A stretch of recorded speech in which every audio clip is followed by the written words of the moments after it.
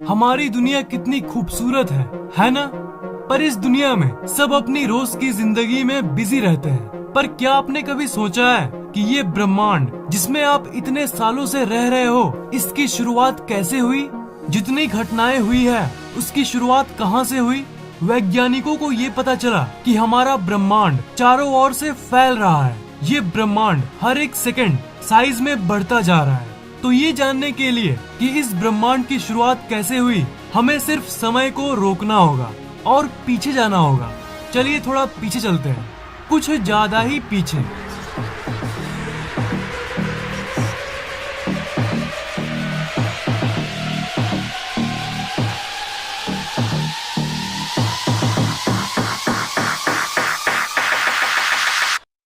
आज से करीब 13.8 अरब साल पहले ये है हमारा अनंत ब्रह्मांड। सब कुछ इस परमाणु से भी छोटे से गोले के अंदर समाया हुआ है। इस ब्रह्मांड में जो भी होने वाला है, इस ब्रह्मांड में जो भी घटना घटने वाली है, सब इसमें मौजूद है।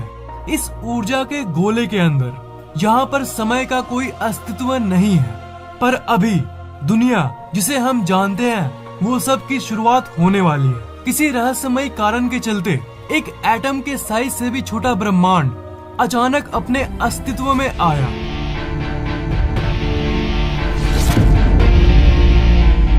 एक सेकंड के करोड़वें हिस्से के अंदर ये ब्रह्मांड अपने अस्तित्व में फैल गया और इसे ही हम कहते हैं द बिग बैंग। इस समय आप जो ब्लास्ट होते हुए देख पा रहे हो, ये सब ऊर्जा है, प्योर एनर्जी।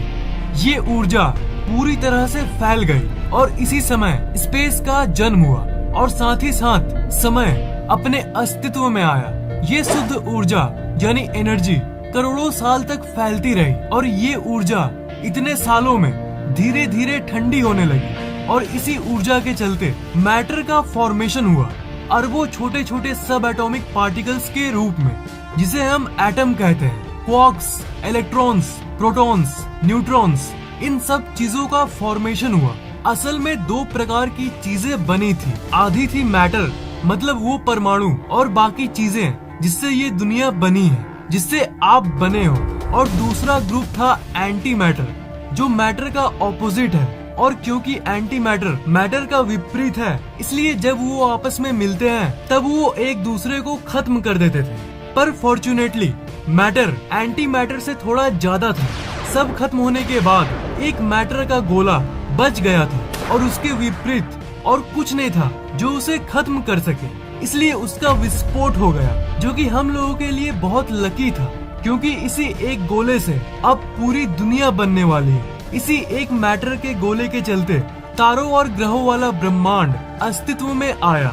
शुरू की बिग बैंग के चलते ये ब्रह्मांड अस्तित्व में आया और मैटर के गोले के इस विस्फोट के चलते ब्रह्मांड की अंदर की चीजें अस्तित्व में आई। उस गोले के ब्लास्ट होने के बाद सब कुछ ठंडा हुआ और आखिर में जाकर सब कुछ बनना शुरू हो गया।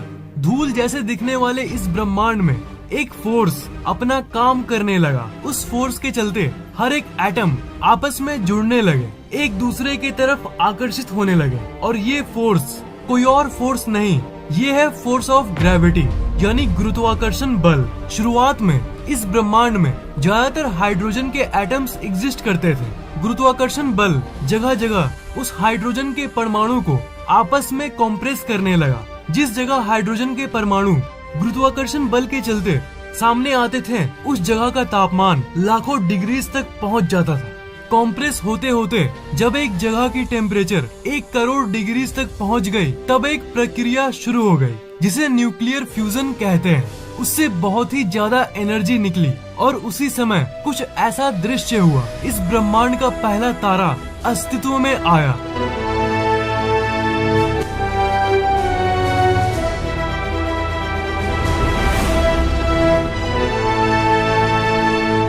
फिर इस तारे को अपना एक दोस्त मिल गया और इसी प्रक्रिया से शुरुआत में 200-300 तारे बने और लाखों साल के अंतराल करोड़ों तारे अस्तित्व में आ गए।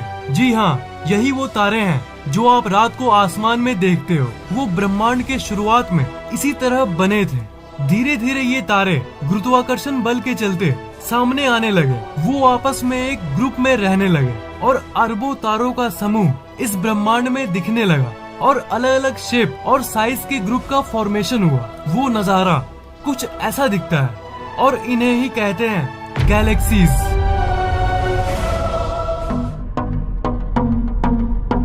इसी तरह लाखों, करोड़ों और अरबों गैलेक्सीज यानी आकाश गंगाओं का जन्म हुआ और इन्हीं गैलेक्सीज के समुद्र में कहीं बीच में एक ऐसी गैलेक्सी बनी और इस गैलेक्सी का नाम है द मिल्की वे, यानी वो गैलेक्सी जिसमें हम और आप मौजूद हैं। इस गैलेक्सी के अंदर खरबों तारे मौजूद थे, पर कुछ डस्ट अभी भी बचा हुआ था जो कि स्पेस में तैर रहा था।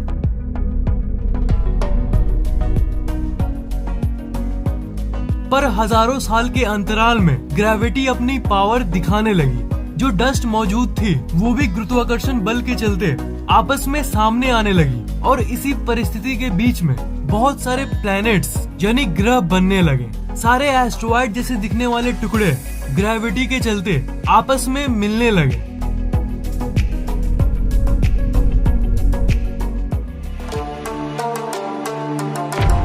और इन्हीं ग्रहों के बनने के दौरान एक रॉकी प्लैनेट भी बनने लगा, यानी ऐसा ग्रह जिसका सतह सॉलिड था और किसे पता था कि इसका नाम होने वाला है अर्थ यानी धरती, जिसमें आपका और मेरा जन्म होने वाला है। सॉलिड टुकड़े आपस में जुड़ के प्लैनेट तो बन गए, पर जो बचे खुचे प्योर हाइड्रोजन के एटम्स थे वो भी आपस में मिलने लगे।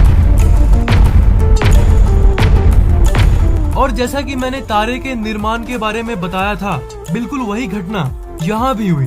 कुछ बचे हुए हाइड्रोजन के एटम से एक छोटा सा तारा बनने लगा। सारे हाइड्रोजन आपस में करीब आने लगे और इतनी टेम्परेचर बढ़ गई कि न्यूक्लियर फ्यूजन की शुरुआत हो गई। एक नया तारा जिसका नाम है सूरज, उसका जन्म हो गया।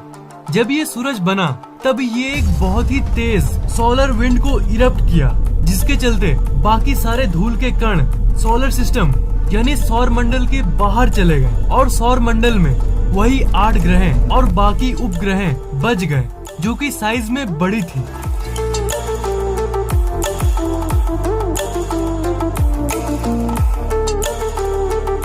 और सौर मंडल वैसा दिखने लगा जैसा वो अभी दिखता है। सोलर सिस्टम के बाहरी तरफ बहुत सारे गैस के प्लैनेट्स बन चुके थे, जैसे जुपिटर यानी बृहस्पति,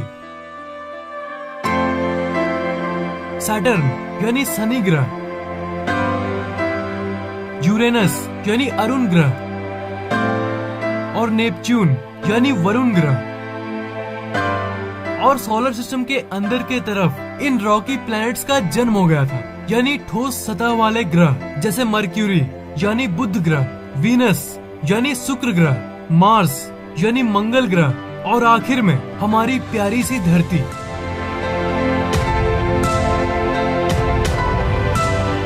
और यही वो धरती है जिसके इतने बड़े सतह पर से एक जगह पर बैठ के आप इस वीडियो को देख रहे हो। आपके जन्म के पहले इस ब्रह्मांड में इतना कुछ घट चुका है। बिग बैंग से जन्मा वो मैटर और उस मैटर से जन्मा ये तारा और इस तारे के बाद ग्रहों की उत्पत्ति और इसी के चलते आपका जन्म। यही थी आपके और आपके पहले की कहानी। ये वीडियो आपको कैसा लगा नीचे कमेंट जरूर करना, वीडियो को लाइक और शेयर जरूर करना और ऐसी और वीडियोस के लिए इस चैनल को सब्सक्राइब जरूर करना।